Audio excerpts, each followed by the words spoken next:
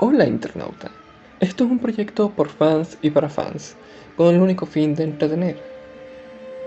Sin más que decir, disfruten, porque esto es The Magnum Archives, episodio 29, Engañando a la muerte. Testimonio de Nathaniel Thorpe sobre su propia mortalidad. Testimonio original dado el 4 de junio de 1972. Grabación de audio hecha por Jonathan Sims, jefe archivista del Instituto Magnus en Londres. Comienza el testimonio. ¿Le interesan los cuentos populares? Sé que estoy aquí para proveer un testimonio de mi propia experiencia y lo haré, pero hay algo tan revelador en las historias que crecen en la cultura, ¿no cree? Y prometo que resultará relevante al final. Puedo garantizar que tampoco está en su biblioteca porque hasta donde sé, esta historia nunca ha sido escrita. Yo la escribiría, pero hay una razón por la cual tiene que hacer esto por mí. Uno de estos días aprenderé a hacerlo, probablemente. Pero puedo apostar, siendo analfabeta o no, a que puedo contarle una historia que no he escuchado antes. Aunque los temas de los que danzan son los más viejos folclores que puede hallar: muerte y juegos de azar. Bueno, eso depende de si quiere ganar. A menos que crea que tiene oportunidad de ganar un juego de ajedrez. Pero me estoy adelantando. Una vez hubo un soldado osado, del tipo que puedes encontrar en cualquier ejército y guerra, en cualquier momento. Adepto a la bebida, adepto a los dados, adepto a cualquier placer nocturno que se le ofreciera. Era osado como ninguno. Pero osado no es lo mismo que valiente, y rara vez se enfrentaba en el campo de batalla sin estar en la retaguardia del pelotón, donde ni las balas de cañón ni de mosquete podrían alcanzarlo. Como dije, bien podría haber peleado en cualquier lado, pero esta historia sucede en Nueva Inglaterra, durante la época de la Guerra de Independencia. Si era británico, americano o incluso francés, no significaría nada. Lo que importa es que en la batalla de Bunker Hill se halló solo. La noche anterior se la pasó de fiesta, el poco dinero que no perdió apostando en Faro lo gastó bebiendo y con compañía agradable. Así que llegó al campo de batalla con la mente nublada y los ojos ardientes y rojos. Incluso tuvo la negligencia de no traer consigo suficiente pólvora para recargar su rifle. En su lugar, llenó su bolso con una baraja y con cada boom del cañón. La cabeza del soldado latía con tal dolor que pensaba que le habían disparado. El espeso humo se enroscaba a su alrededor y la agria peste de la pólvora y la sangre le daba arcadas. Disparó su único tiro y este desapareció en la turbulenta niebla de la guerra. Trató de avanzar, pero no sabía en qué dirección estaba el enemigo.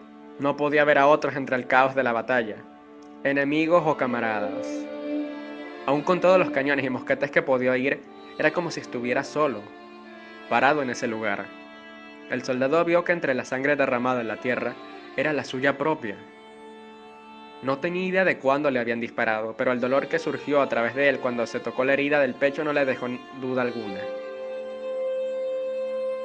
El osado soldado consideró volver a sus filas y buscar un doctor, pero recordaba con demasiada claridad la putrefacta inmundicia de las tiendas médicas, los rangos de infelices infectados llorando sus últimas plegarias llevadas a la condena. Él no iba a morir así. No se ahogaría en débiles súplicas, llamando a su madre en una enfermería incrustada en mugre. Se giró, arrojó su rifle y comenzó a correr. No sabía en qué dirección estaba corriendo y solo rezó porque no fuese hacia el enemigo o hacia el mar. La sangre fluía a caudales de la herida en su pecho y su respiración era laboriosa, pero aún así continuó. Corrió hasta que el lodo se convirtió en tierra y la tierra en césped, hasta que el humo se hizo niebla y la niebla en lluvia y el atardecer se cernió sobre él. A pesar de la fragante calidez que había permeado ese día de junio, la noche era amargamente fría. Tal vez era la lluvia que golpeaba contra su túnica, tal vez era el comienzo de una fiebre, pero cuando el soldado finalmente dejó de correr, tenía tanto frío que tomó toda su voluntad no colapsar en ese mismo lugar. Estaba empapado hasta los huesos, temblaba violentamente y sabía con tal claridad que si no encontraba refugio pronto, iba a morir. Y no sería una muerte rápida y limpia como la que le daría una pistola o un sable. Sería una muerte temblorosa y miserable en un campo abandonado cerca de Boston. El soldado, cuya osadía parecía escapársele junto con la sangre, no quería morir. Y aquí hay algo que decir sobre la muerte. Todos le temen a la muerte, claro que lo hacen. Incluso los más devotos deben de tener cierta aprensión. Pero Por más confiados que estén de una vida eterna con la deidad de su elección, el concepto de la eternidad es uno que la mente mortal rechaza. Sea por alegría, por tormento o el vacío sin sentido, nadie puede imaginar realmente lo que es morir. Así que es completamente adecuado que le tengamos un sano miedo a ella. Sin embargo, hay unos que sienten un terror constante y que no pueden considerar siquiera la terminación de la vida sin el más profundo de los pánicos, y no pueden pensar en nada peor que ella, que el final de la misma. El soldado era parte de este grupo y al sentir que su tiempo se acababa, se lanzó a la boca del miedo. Encontró una casa de campo, oscura y nada atractiva. La batalla probablemente hizo que huyera quien quiera que viviese allí. Desesperado por resguardarse de la lluvia, el soldado intentó abrir las puertas y las encontró fuertemente trabadas. Rompió una ventana, pero con su herida no era capaz de atravesarla. Desesperado, miró a su alrededor buscando otra salida y halló las puertas de una bodega. No estaba cerrada y se levantó con sorprendente facilidad, tomando en cuenta lo pesada que se veía la madera. Dentro, su cuerpo colapsó. Gateó, pero terminó arrastrándose por los escalones de tierra hasta que se encontró tendido en el oscuro y seco calor del sótano. El soldado se quedó ahí por un tiempo, inmóvil, con los ojos cerrados, escuchando la lluvia de Nueva Inglaterra cayendo en las afueras. Respiró profundamente, ignorando el dolor de su pecho herido, y trató de pensar claramente. Por un corto momento, consideró que lo importante era que en ese momento no estaba muerto. Fue cuando captó el olor de la humedad, no la humedad de la tierra húmeda tras un día caluroso, sino la humedad fría que tienen las bodegas y las catacumbas, húmedas con moho y nitro resplandeciente. Usted esperaría que la muerte oliera a descomposición, a carne putrefacta y pulpa de gusano, pero no era así, y el soldado supo lo que era inmediatamente, incluso antes de que sus ojos se ajustaran a la oscuridad y miraran a la mesa, antes de que viera la figura sentada allí, vestida en una túnica de monje carcomida por las polillas. No había razón para asumir que lo que estaba viendo era la misma muerte, y no solo un cadáver olvidado. Pero no había duda en la mente del soldado cuando su mirada se posó en la figura y vio su perdición hecha persona. Entonces se volteó a mirar al soldado y la poca valentía que le quedaba se fumó en su corazón. Trató de correr, pero solo logró dar 2 pasos antes de colapsar. La muerte esperó pacientemente. Describirlo como un esqueleto no le hubiera hecho justicia a la muerte, porque a pesar de lo que la túnica contuviese fuesen huesos, lo que se movía no era un esqueleto, era la muerte. Los huesos eran viejos, tan antiguos y frágiles que la más mínima presión o movimiento los hubiera convertido en polvo. Se movieron. La muerte no es más parecida a un esqueleto de lo que usted sería un traje de lana. Sobre lo más notable, era vieja, más de lo que pueda creer. Y el soldado comenzó a llorar. Le lloró y rogó a la muerte que no se lo llevara, pero la muerte permaneció en silencio. Entienda, desde que han existido los juegos y las personas que los jueguen, ha habido cuentos sobre aquellos que han apostado con la muerte. Algunos lo narran como metáfora, otros como mito, pero el soldado había oído suficientes, así que hizo una última y desesperada apuesta, y retó a la muerte a jugar. Hubo unos minutos de silencio antes de que asintiera con la cabeza. Buscando dentro de su túnica, la muerte sacó 3 objetos: un caballo de ajedrez, un dominó y un par de dados, todos tallados en algo que simulaba ser marfil, pero que en realidad se trataba de huesos antiguos. Las opciones que se le presentaron eran claras, pero el soldado resguardaba suficiente astucia para negar con la cabeza y sacar las cartas de su bolso. Puso las cartas sobre la mesa y le preguntó a la muerte si sabía cómo jugar faro. La muerte hizo una pausa, casi considerando sus opciones, y después asintió. Muy bien, dijo ella, y si ganas, no morirás. Volvió a poner los tótems en su putrefacta túnica y sacó una pequeña pieza hexagonal de faro, también hecha de hueso. El soldado comenzó a envalentonarse nuevamente mientras la mesa se deformaba y deterioraba. Se convirtió en las 13 cartas del tablero de faro. Las apartó y le dijo a la muerte, con la más imperceptible de las sonrisas, que había traído las suyas. De algún lado, la muerte sacó una caja de reparto y poniendo las cartas dentro, empezó a barajar. Faro o poniéndose al tigre, como le dicen los vendedores ambulantes en los carnavales. No es un juego complicado.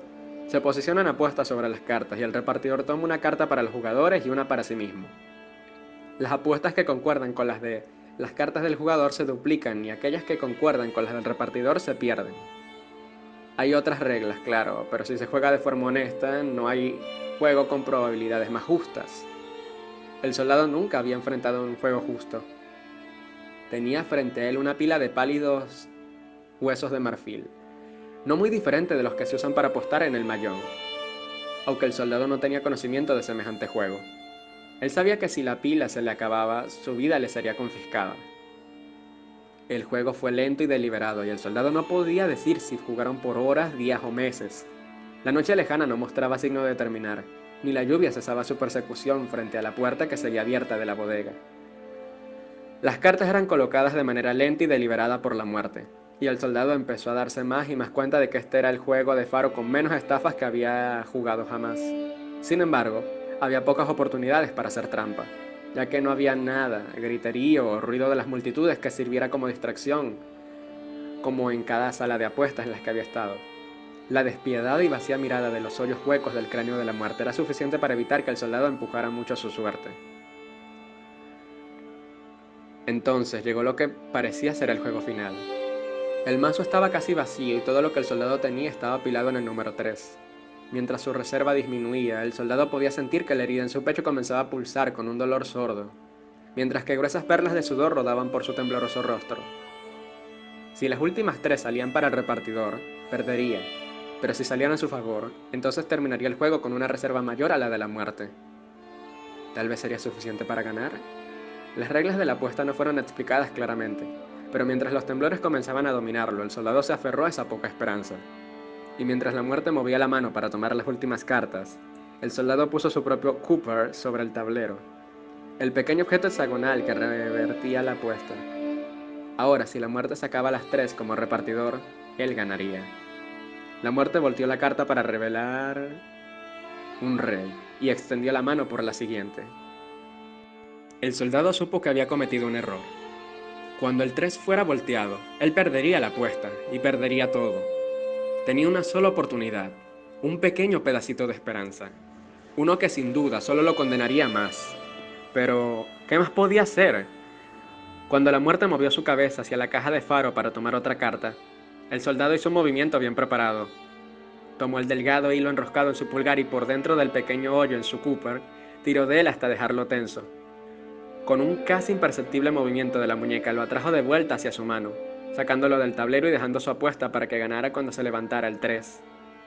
El terror que lo invadió cuando la mirada de la muerte hacia el tablero fue más intensa que cualquiera que hubiera visto.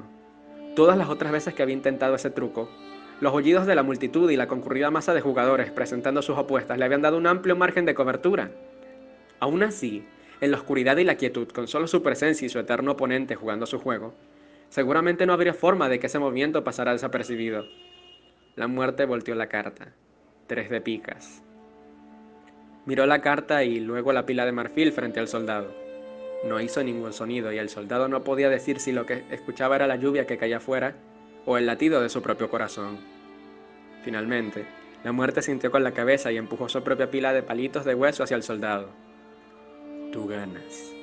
Su tono era casi feliz.